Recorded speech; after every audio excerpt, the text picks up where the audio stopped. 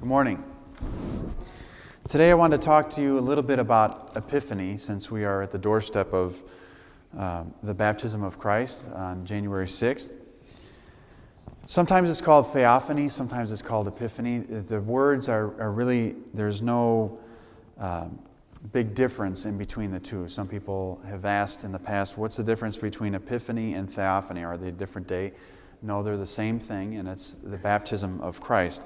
And what it is God revealing himself to us once again in a different way.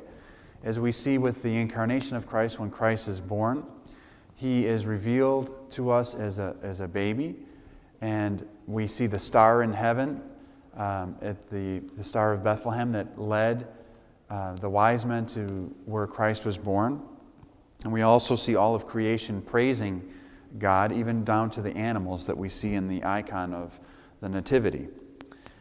But with the Epiphany of Christ, the baptism of Christ, we see a different revelation as well. We see that when Christ is baptized, that there is a dove that is found above his head, that comes in circles around his head, and also a voice from heaven that said, "This is my Son, with whom I am well pleased."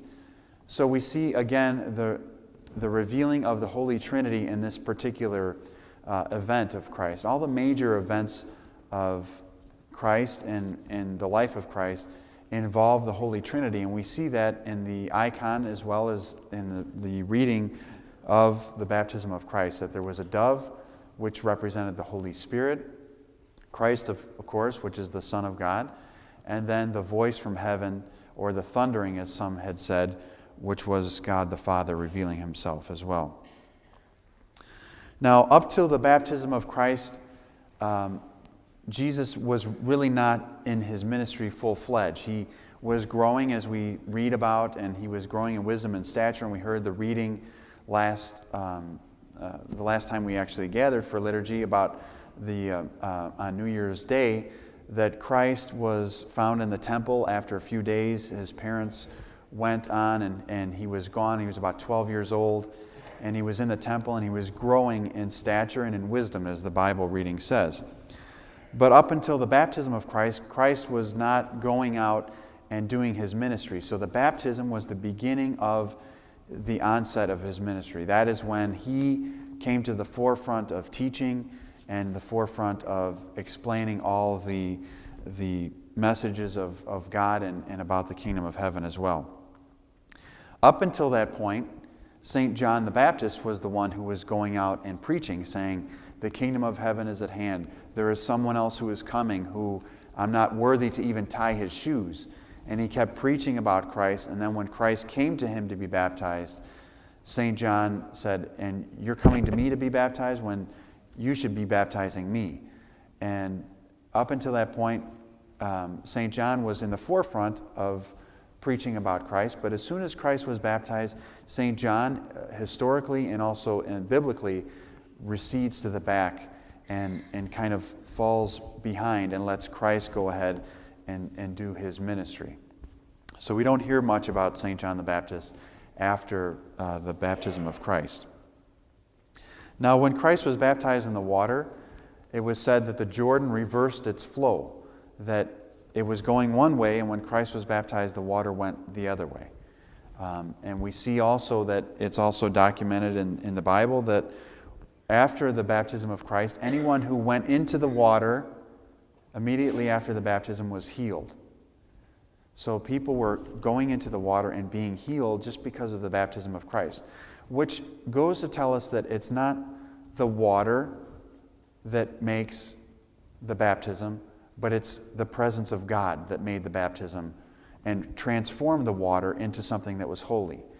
So it was Christ going into the water that sanctified the water and made it holy. So the same way we have the next few days, tomorrow night and Tuesday, we have the Epiphany services. And it's God again, Christ, that comes down and transforms this simple water into something that is holy and something that is of healing and for the health of our body and our soul. The services of Epiphany are designated in the church to be the day before Epiphany, so January 5th, and January 6th.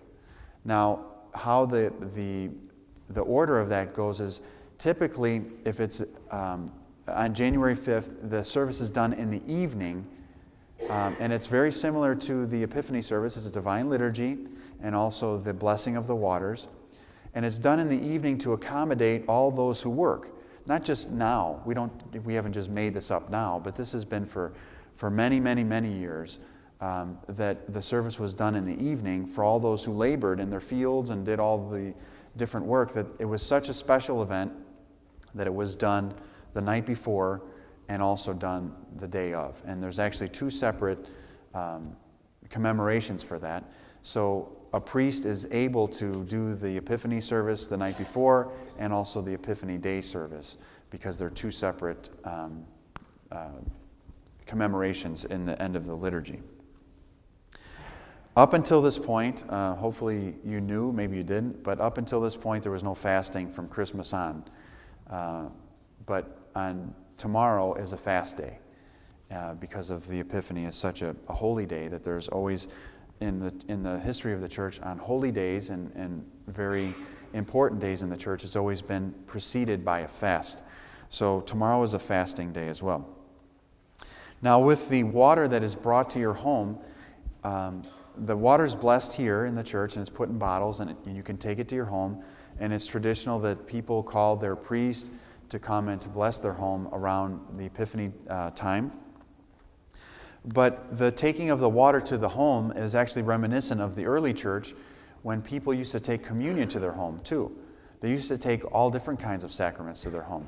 If you recall today in our current church, we take two things home really, or maybe three. They're not all sacraments, but we take andidron home to those who are sick.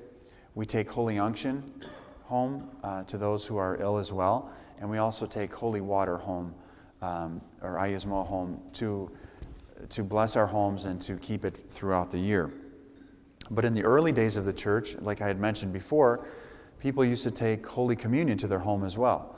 And they used to have little boxes that they would keep it in, and they would keep it in their home, and they would receive Holy Communion whenever they felt ill.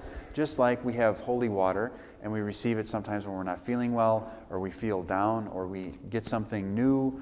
We move into a new house or whatever, or get a new car and we want to bless our car, or maybe a pet even. That might sound kind of silly, but there's actually a prayer for blessing of animals. And there's there's prayers for practically everything, but animals especially were blessed, and even I bless them with holy water as well, because the church has always designated that animals have had a special place in the life of people. And in the early days, now we have cars, and if we don't have a car, you're kind of at the mercy of other people. But in the early days, if you didn't have an animal, if you didn't have an ox, if you didn't have a horse, you didn't have sheep, you had to get milk and things, you were kind of out of luck. So the same thing today, we bless mostly our automobiles. So when people get new cars, they say, "Can you bless my car, Father?" Because that now is the modern day 200 horse machine that we take to go from here to there. So we don't put 200 times the amount of water on there, but needless to say, it's blessed as well. Now, the blessing of your homes is very important, not because I like to come and bless your homes, but because God is the one who blesses your home. And it's always important to remember that whatever we have in our life is a gift from God. And whatever we have needs to be transformed from the simple thing that it is to becoming a dedication to God. And now, no matter what we have in our life, we can either use it for good or for bad. Computers, take for instance. You can either do very good things with computers, or you can do very bad things with computers. Now, what you do with the church and how you live your life in the church and to dedicate everything that you own to God is by blessing it and saying, "This belongs to God." That God, everything in my house is His. And I always remind people when I bless their homes that if Christ were to come walking down the street, He would know, just as He knows that this church is consecrated and dedicated to Him, that He would know that your home has been dedicated to Him, and everything within your home has been dedicated to Him as well.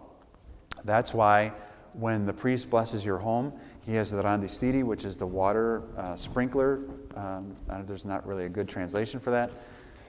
But he does it over everything. He does it on your icons, on your bed, on your car, on your doors, everywhere, to remind you and to show that Christ now has taken this simple water, has made it holy, and now is giving it to you for healing and for blessing of your home. So I pray that you're able to join us for one of those 2 days and to take holy water home with you and to bless your home and to bless your children and to bless everything that you have, and to keep some also in case you're feeling down or you're feeling sad or you're feeling happy or whatever, to have some of that holy water as well to share and to drink throughout the year. Now, one little housekeeping thing with the holy water is that if you're down to about halfway, you can add some water to it and increase the holy water that you have. So it doesn't dilute the holiness of it, but it adds to it and becomes holy as well. Just like with Holy Communion. When we have Holy Communion, it's already prepared, and we add hot water to it from the side that makes it hot so that you can receive it. But it doesn't dilute Holy Communion. It actually becomes part of Holy Communion as well. So holy water, you can keep that and use it throughout the year. So I pray that you have a good and blessed New Year and Epiphany, and that God continues to reveal himself to you and that he blesses you always.